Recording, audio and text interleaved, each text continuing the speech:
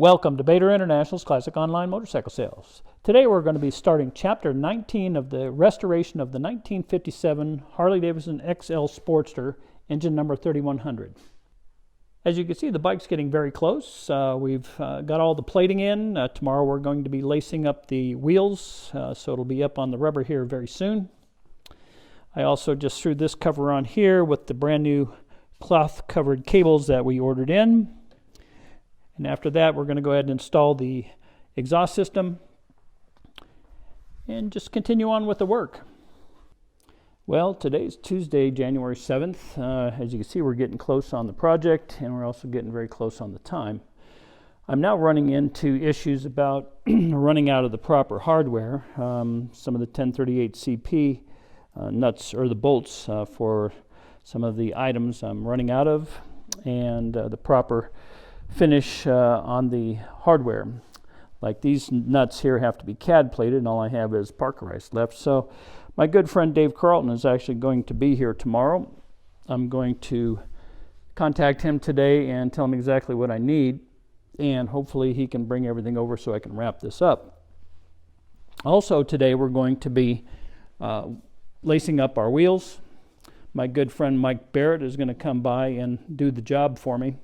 I can do my own wheels, but Mike is better, and he's quicker, and he's actually cheaper. So I rely on Mike.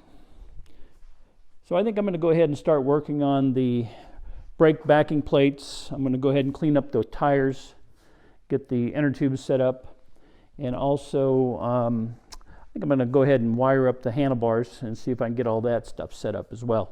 Hopefully my key switches will come in today, the covers from the plater. As a backup, there was a set on eBay. There was, well, it cost me $120 plus tax and shipping now. Tax, love tax on eBay. So anyhow, almost $150 for a backup set of key switch flippers. But I can't risk it. So I have the set coming in from the plater, and I also have the other set coming in from eBay. So whichever one shows up first is the ones I'll be putting on the actual top 10.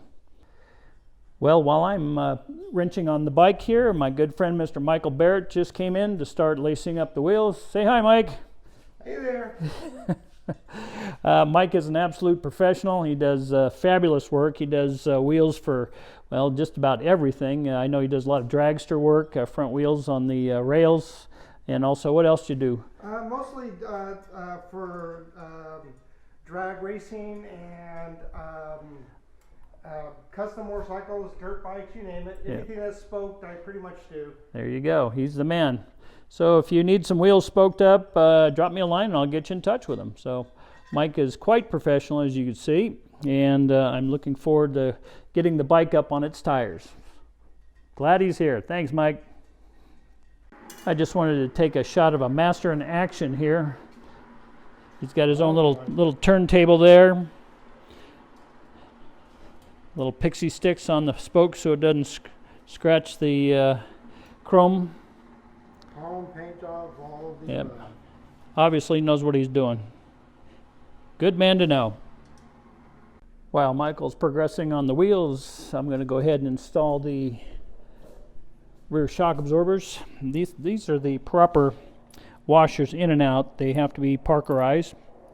And basically, of course, you have the larger diameter hole on the back side, smaller diameter on the front, and then you go ahead and use your pinch nuts and secure them on down.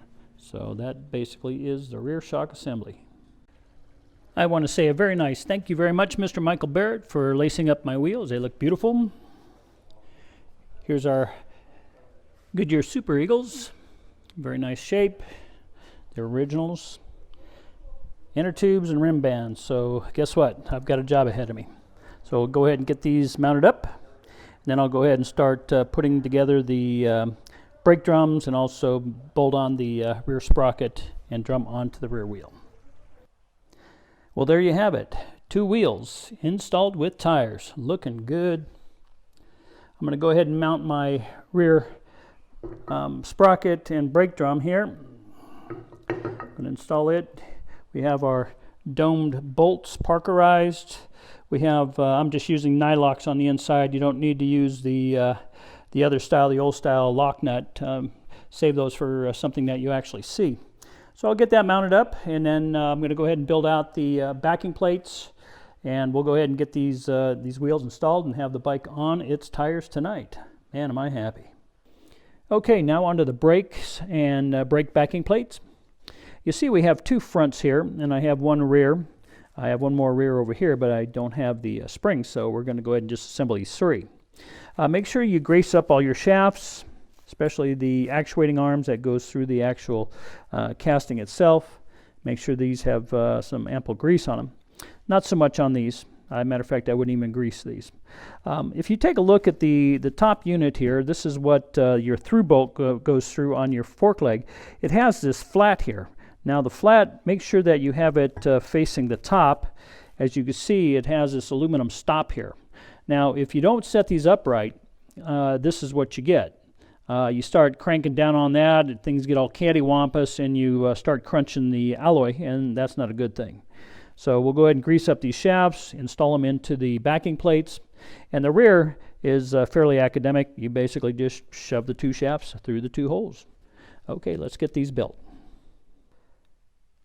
Well, now that we have both wheels completely assembled with tires installed, the backing plates, all new brakes, and so on, it's time to throw them on the bike. As you can see, I took and spun the bike sideways on the stand to get full access to the axles and give me some clearance. The first thing that I'm going to do is go ahead and mount the front fender. And all this hardware, the two little bolts on the bottom, the one on the actual rear of the fork leg here, they do not get 1038 CP. They just get a standard flat topped CAD plate bolt and the internal shake-proof washer. So we'll install the front fender, front wheel, and then we'll go and throw the back one on, and then we can officially call this bike a roller.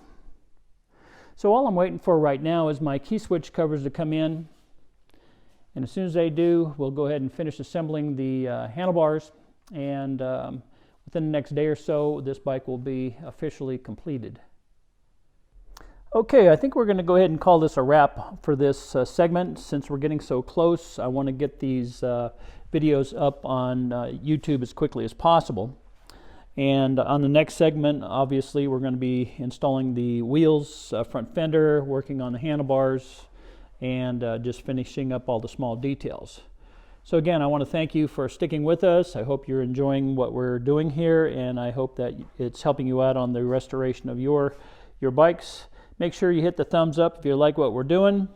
And also go to our website, BaderInternational.com. Hit the subscribe button to sign up for our mailing list. So onward and upward. And next segment will be Chapter 20. And I'm sure we'll be wrapping up the bike on that one. So again, thank you very much for watching.